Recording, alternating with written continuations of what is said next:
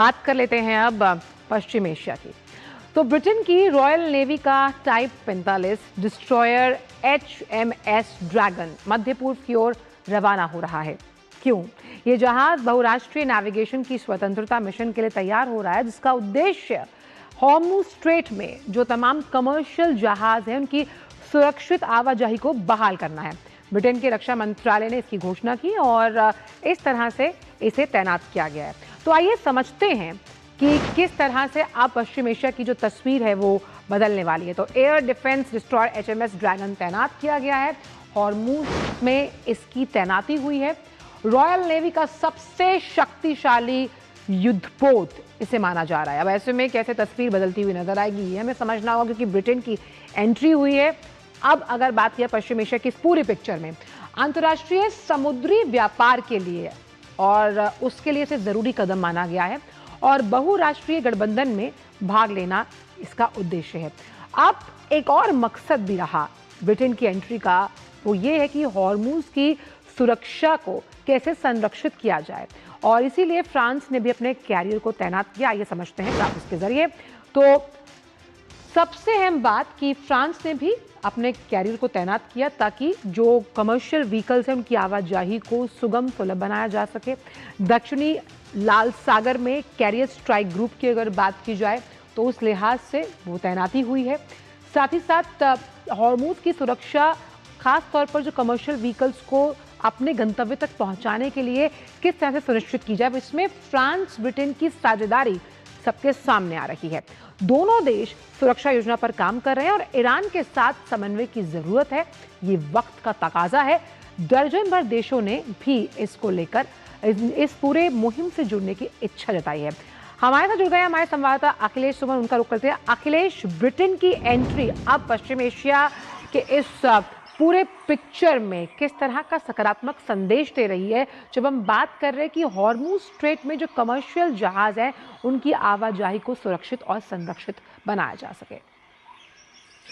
देखिए, इसका ज़्यादा महत्व सांकेतिक है आंचल, क्योंकि जो स्ट्रेट ऑफ हॉर्मुज है, स्ट्रेट ऑफ हॉर्मुज को ईरान ने ब्लॉक कर रखा है। और स्ट्रेट ऑफ हॉर्मुज के बारे में ईरान का यह भी कहना है कि वो केवल दुश्मन देशों के जहाज़ को वहाँ से आने जाने नहीं देगा, लेकिन अन्य देश के जो जहाज़ है वो उनके साथ कोऑर्डिनेट करके वहाँ से आ सकते हैं। दूसरी बात यह है कि अमेरिका ने स्ट्रेट ऑफ हॉर्मुज के आगे जिसे कहते हैं गल्फ ऑफ ओमान और फिर अरब सागर, वहाँ पे अमेरिका ने अपने शिप्स तैनात कर रखे हैं। और अमेरिका ने ये शर्त लगाई है कि वहाँ से सारे शिप्स जो आ जा सकते हैं, लेकिन सिर्फ वो शिप नहीं आ जा सकते जो कि ईरान के पोर्ट की तरफ जा रहे हो या ईरान के किसी पोर्ट से आ रहे हो। तो मतलब ये जो अमेरिका ने जो तैनाती की है और जो ईरान का पूरा जो एटीट्यूड है, उस एटीट्यूड में डिफरेंस है। लेकिन ये जो ब्रिटेन और फ्रांस के जो युद्धक जो जहाज हैं, ये युद्धक जहाज उसमें कहीं से बाधक नहीं है। न तो अमेरिका के साथ इनके हित कहीं टकरा रहे हैं, क्योंकि ये ईरान नहीं जाएंगे।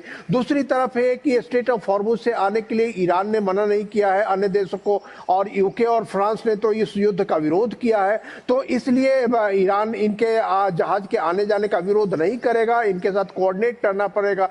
तो यह जो अभी जो पूरी जो लड़ाई है, यह लड़ाई अमेरिका और ईरान के बीच में है। ब्रिटेन और फ्रांस इस लड़ाई में कहीं नहीं है, और इसलिए ये मात्र एक सांकेतिक कार्रवाई है। उन्होंने अपना प्रेजेंस घोषित किया है कि हमारे जहाज भी हैं उस इलाके में और हमारे जहाज मदद करेंगे। जो हमारे अन्य जो जहाज अगर वहां से लॉजिस्टिकल जहाज या तेल के जहाज अगर आए जाएंगे तो उसे सहायता प्रदान करेंगे। लेकिन निश्चित तौर पर वो ईरान के साथ अभी टकराव नहीं मोल ले रहे हैं। मतलब ईरान अगर उनको कोऑर्डिनेट करके आने जाने देगा तो ये आएंगे उधर से और अपने जहाज भेजेंगे। लेकिन इसका दूसरा महत्व ये है कि देखिए, अगर ईरान की सरकार जिसके हाथ में ईरान की सत्ता है, वो अगर भले इनके साथ कोऑर्डिनेट कर दे, IRGC के गार्ड इनके साथ कोऑर्डिनेट करके आने जाने की अनुमति दे, लेकिन इसके अलावा यह भी माना जा रहा है कि कुछ ऐसे जो है शैतानी ये शरारती तत्व ईरान में हो सकते हैं जो कि अगर कोई समझौता हुआ तो उसे ब्रेक कर जाएंगे, उससे अलग होके